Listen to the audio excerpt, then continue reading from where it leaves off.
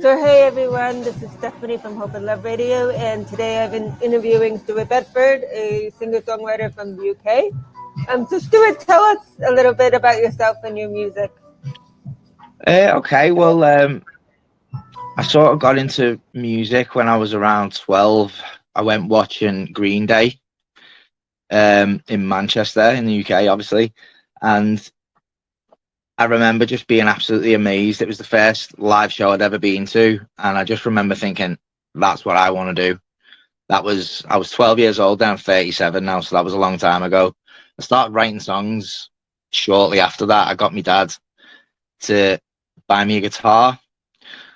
And it's funny, actually, he said, you'll never stick to this. You never stick to anything, because I'm ADHD and I jump around on things all the time. But yeah, I stuck at it. And, I've had a tough time. I've had a lot of sort of battles with mental health and addiction, and music's always been a escape and a release for me. Um, it's been an important part of my recovery, and in terms of like my addiction battles and mental health, music's been a massive part of my healing process. So that's, yeah, I kind of write to. It's sort of the only time I feel in the moment is when I'm writing. I'm plagued by anxieties and things like that. So yeah, that's a little bit about me and my music. Yeah. Thank you. And what musicians have influenced you? Well, obviously Green Day, Billy Joe Armstrong. They were my first and earliest influence. But as I kind of grew up and got into music, I mean, music taste sort of went wild. I mean, I'll be listening to classical music 1 minute and Japanese power metal the next minute. You should see my Spotify playlist. It's insane. I think that translates into my music because, for example, my biggest influence ever and the band I'm listening to still after all this time is a band called the Deer Hunter. They're quite obscure. They're from Providence, in the US. They're sort of really, it's musicians' music, it's really complex and layered and stuff like that. And I show people sometimes and they go, Stu, it's just too much. But I learned a lot about songwriting from delving into their music. And I've got influences from all over the place, from 2000s skate punk like Sum 41, Green Day, up to like sort of acoustic stuff like Passenger or Frank Turner. There's loads. There's too many to mention, really. But I've got a lot of influences, and I wear them on my sleeve in my music. It's very diverse. I like to play with styles. So, yeah, lots of influences. Too many to mention, really. Thank you. What genres of music do you write? It's hard to put it into one genre because I've got like a reggae style song. I've got a kind of west country and western. There's a sort of 1920s blues fusion song. I just love playing with styles. That's like my whole thing. So I can't really put myself into one genre. I don't know whether that's a good or a bad thing. Because what's sort of selling out there is all very samey, if you ask me. When you listen to, say, Lewis Capaldi, or when you listen to Ed Sheeran, and I worry sometimes that maybe I'm writing things in too many different genres. But if I had to classify myself, I would say it's like folk pop. But as I say, if when I get the album out on Spotify, if anyone out there listens to it, it is a journey through lots of different genres. Cool. Thank you. And what is your creative process like? It's very organic, really. I don't sort of structure or plan anything ahead of time. I haven't got any kit at the moment. Like, I haven't got a computer because I'm sort of struggling financially at the moment. So I haven't got access to a lot of the tools I used to have access to. So my process right now is sort of I pick up the guitar and I play with a chord sequence. So I'll just play with some chords and I'll just start singing gibberish over the top of it. If something happens, then I'll have a song. If something doesn't happen, after about 2 hours, I'll put the guitar down and start playing video games or something, to take my mind off it, because it's not like I haven't got the ability to sit down and go, here's, because this, I think if you do it that way, for me, the song loses a lot of its passion and a lot of its heart.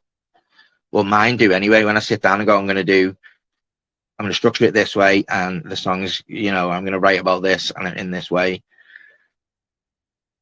I just like to, for example, I have a song called "We Must Kill the Captain," which is about a mutiny on board a ship,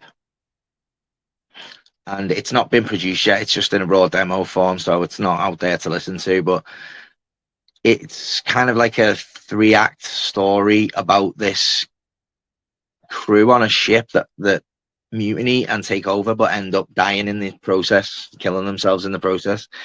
That song started by singing gibberish over this chord pattern, and then I came up with the line, "I will tell you all a tale about a captain and his sailors."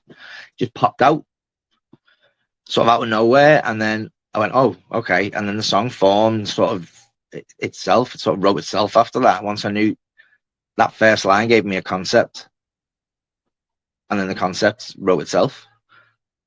So yeah, my process is very much sit down and see what happens. I kind of wish I could churn out songs, but I have to be in the zone, really.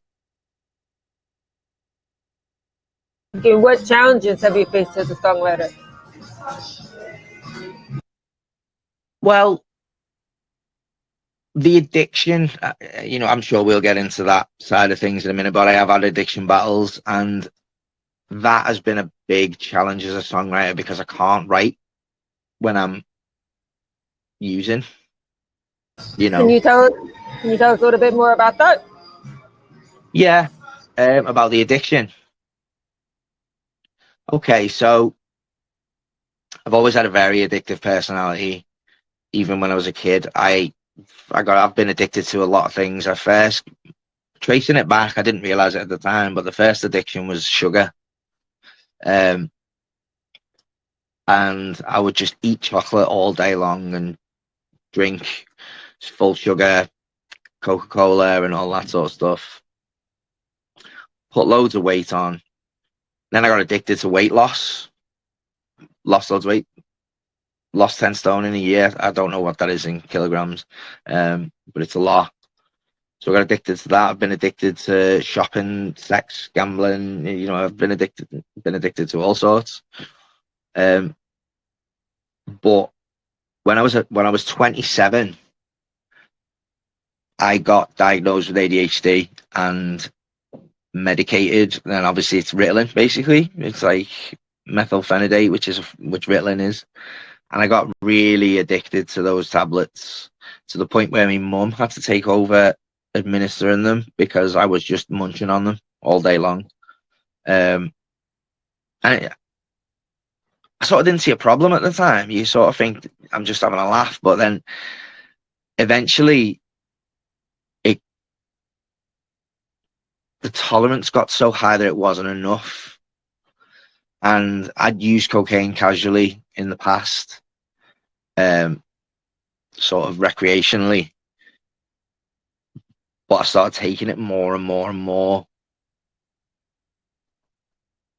And then the girl that I was seeing at the time, she broke up with me, and that sent me into a bit of a spiral. And it just went downhill. This was about 8 years ago. It started going downhill, and it went further and further and further downhill. And obviously, I was trying to escape a lifetime of sort of pain, because I'm bipolar as well. I've been diagnosed as bipolar, and I've had a lot of struggles with that. And when I have these depressive episodes, I really struggle to sort of face them and cope with them. So that's what I was doing. I was trying to escape all this sort of stuff that I've got, this baggage, and it just got worse and worse and worse over the years, to the point where I had to go to rehab. Well, I've been to rehab twice. Um, yeah, it's been difficult. It's difficult to talk about. You know, it's hard because it comes with a certain amount of like sort of shame and guilt, shame and regret. You know, I've sort of been party to things that are sort of unsavory and things like that. And you do mad things when you're in addiction. You crazy things. You do anything you need to do. Um, you know, I've taken money and stuff like that, and it's you go to dark places. But what I'm happy to say is I'm fully in recovery now, and I've had blips in the last 8 months. But I've been clean for about 8 months. So things are going really well. My music's starting to take off as a result because nothing good happens when you're an addict and you're using. Nothing good happens. It's it's miserable. It's a miserable existence, but actually being in recovery is so good because things started happening as soon as I got clean with my music. I started writing loads. And I ended up getting picked up by a producer who wanted to produce my album. He's now invested in the album, and it's all just starting to take on a shape of its own, and it's phenomenal. So yeah, there's a little bit about my addiction. Sorry, I got a bit intense then, but it's an Thank you. intense topic. Thank you for sharing. So would you say music helped you through your recovery? Yeah, it's probably the reason I'm still around, to be honest with you, because I feel like I've got something to say because of all the pain. I've got something to offer. You know, there's people out there who are in the same pain, they're going through the same battles, that feel like they're alone. And they're not alone, you know, they're not. And I feel like if I can kind of reach the people who need reaching and give them some hope, that's my goal really with the music. And I feel like that's why I'm sort of still kicking around because, well, I shouldn't really be here with the craziness that I've been through. You know, I shouldn't, but I am. So I've got to make the most of it. It's got to be for something. Do you know what I mean? Or I'm not just going to sit and wallow in the mistakes I've made in the past. Channeling into music has literally been a lifesaver for me. It's therapy. You know, it is my therapy. It's my medication. If I don't write music, I mean, I haven't written a song in 2 weeks and I'm itching. You know what I mean? I'm like, oh my God, I need to write a song. Um, but yeah, it has definitely helped me through. Like you wouldn't believe. Thank you. So addiction was one of your challenges. What other challenges have you faced as a songwriter? Well, the biggest challenge as a songwriter, to any songwriter that's starting out like me is in my position, is exposure, is getting heard. You know, it's hard to get your stuff listened to. I've been really lucky that the people who I've got around me who are supporting me with my music, that I'm really lucky to have been spotted by those people. Um, but that was 2 years into writing. I'd been writing for 2 years. I've got 70 plus songs, original songs. Um, so I was doing that for 2 years before I got anywhere, before anyone even noticed me. And that was the biggest challenge for me, was like, what's the point if no one's listening to it, if I'm not getting anywhere and I can't do anything with it?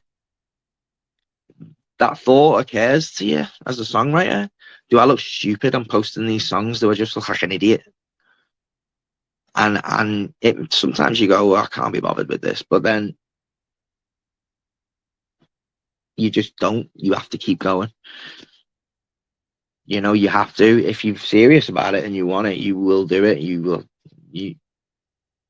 That's what I believe anyway. I see a lot of people on the songwriting groups that I'm a member of on Facebook, sort of asking for handouts and things like that, and not posting any of their own material. Or, and I don't know, you've got to put yourself out there. You've got to. So yeah, that's probably one of the biggest challenges, is carrying on in the face of the fact that it's a very difficult industry to crack. It's very difficult to get people to listen.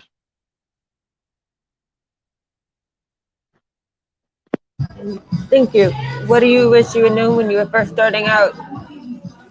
That's a good question. I wish I had known how to play with metaphor. The stuff I'm writing now, basically, I started writing, I didn't have a clue. I didn't have a Scooby Doo what I was doing. I just went, okay, I've got a guitar.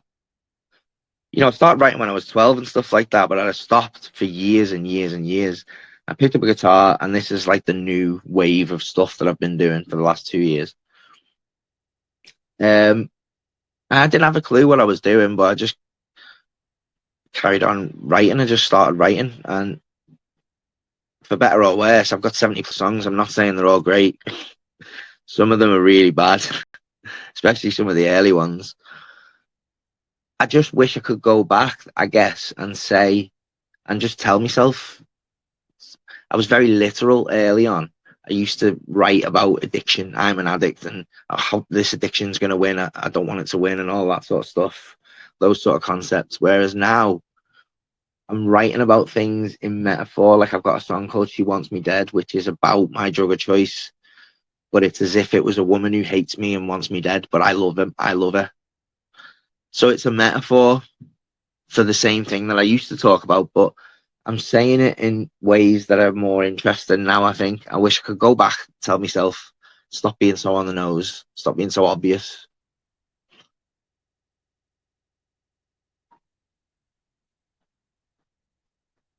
Oh, sorry, you didn't come through then. Oh, Yeah, I can hear you now. would you like to play one of your songs? Yeah, did I send it over to you? Yeah, absolutely.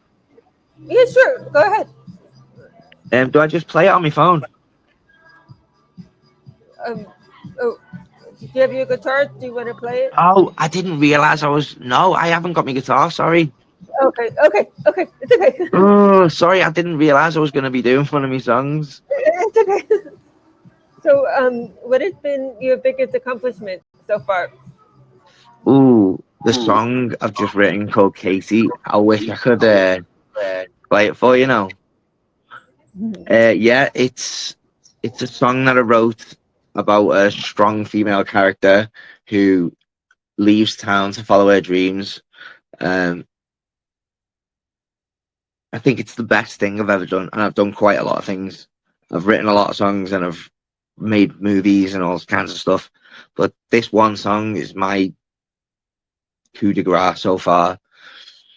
It's like a punk rock western, and we got an amazing fiddle player in, um, and she put this fiddle part over the top, and it transformed the whole song, and it's just I love it. It's my favorite song that I've written. I think that is my finest achievement.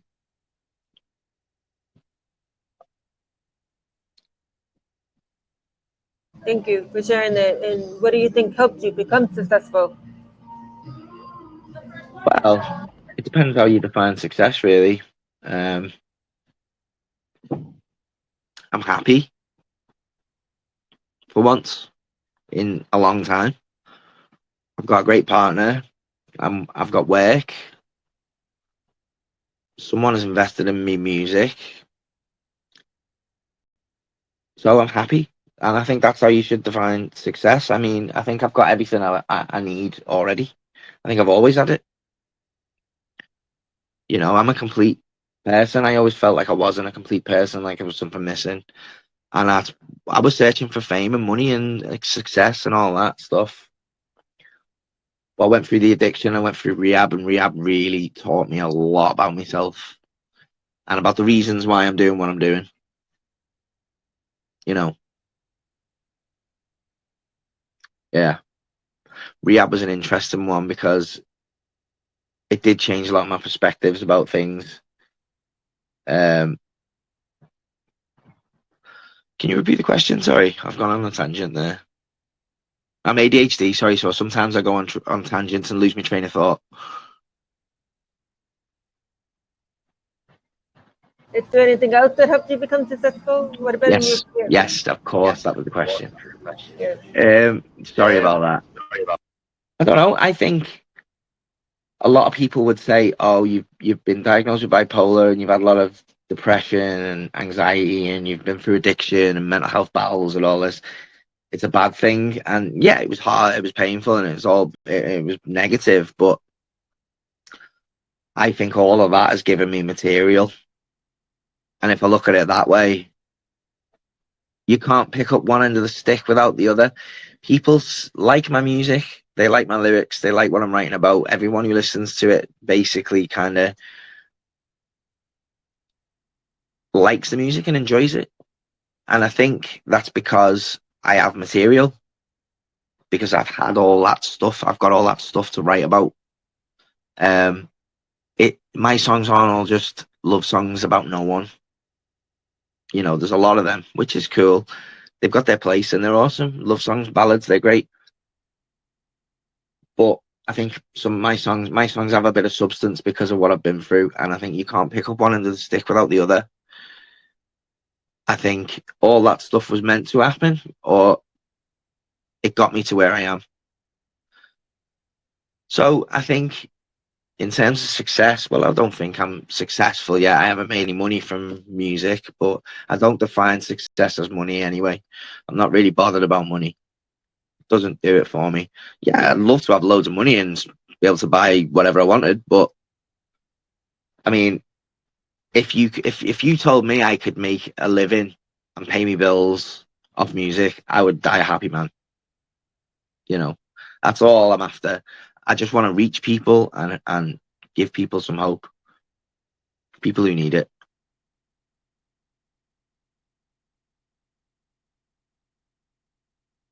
Oh, sorry, you're not coming through there. How can we support you? How can you support me? I don't know. I think you already have supported me by letting me come on and interview me, and yeah, I can't wait to listen to your radio station. I think you're doing an amazing job. I think you're an inspiration. So you've already supported me by just being awesome. And what advice could you give to songwriters who are just starting out? Write songs. I know that sounds like obvious, but you'd be surprised how many people go, "How do you write a song?" on these songwriting groups. Help me write a song. Help me. I don't know how to write a song. Write them. Just write them. They'll be shit. Oh, sorry, language. I do apologize. They'll be rubbish at first. Because all our songs are rubbish at first, and don't be frustrated when they're rubbish, because they'll get better. Everyone you write will get better and better and better. And that's how it works. The songs oh my God, my dad gave me first demo that I made when I was 16 the other day. And when I made that demo, I walked out of that studio going, I've made it. That's it. I'm famous already. Oh my God, I listened to it the other day and I could not stop cringing. It's the worst thing I've ever heard in my life. But that just says a lot about me. I had ego on me when I was a kid. But just write. That's the advice. Just keep writing, write, and put it out there. Because I don't believe the artistic process is finished until it's being viewed by someone. So I always get my stuff on Facebook or on the songwriting groups, because it's not finished if it's not being observed. So yeah, write songs. What question? Is there anything that you would like to add?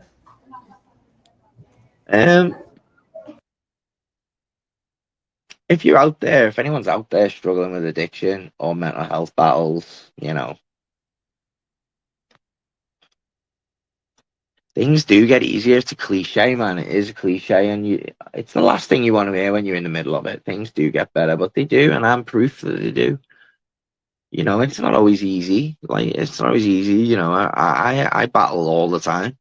I've been triggered today by, there's triggers everywhere for me, everywhere. You can't avoid them.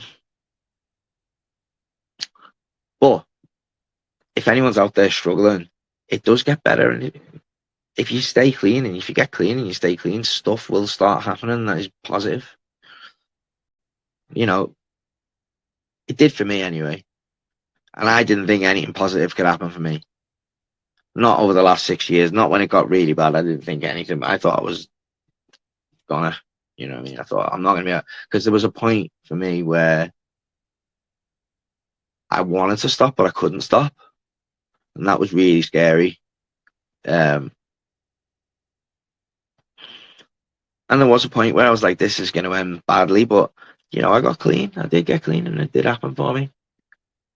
And as I say, I've had blips. It doesn't always, but I'm good. I'm strong. I'm clean. I'm here. So if it got better for me, it'd get better for anyone, because I was in the pits.